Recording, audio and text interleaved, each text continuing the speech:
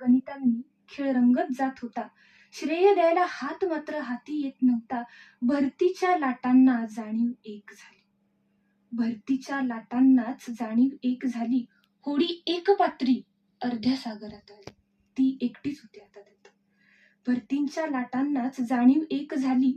होडी एक पात्री अर्ध्या सागरात आली. आता तसं मागे पुन्हा जाता येतच होतं. आता तसं मागे पुन्हा जाता येतच होतं. मात्र काळीच पुढे न्यायचं आव्हान घेत होतं.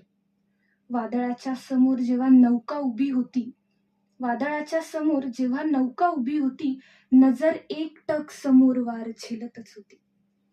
पडझड झाली आणि शीड शांत झालं. पडझड झाली आणि शीड शांत झालं. पद्धत त्याची, ताकद आपली, सगळं लक्षात आलं. कोण तसंही कुणाचं जन्मभर नसतं. कोण तसंही कुणाचं जन्मभर नसतं. पण त्या क्षणांची नोंद व्हावी असं वाटत राहतं. शेवटी नातं असतं काय वाळूवरची नक्षी. शेवटी नातं असतं काय वाळूवरची नक्षी. सुटलेला किनारा आणि काही आठवणींचे पक्षी. सुटलेला किनारा आणि आठवणींचे पक्षी. खूप सुंदर प्रणिता.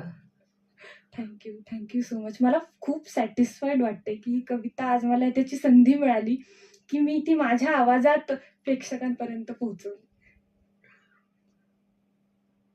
म्हणजे यात गुंतलेल्या नात्यांना परत एकदा जागेवर आणण्याची ताकद असो नसो याबद्दल नाही बोलता येणार, पण ते गुंतलेले नाते समजून घेण्याची ताकद या कवितेत नक्कीच आहे. Thank you so much. Blessed with this comment. Thank you so much.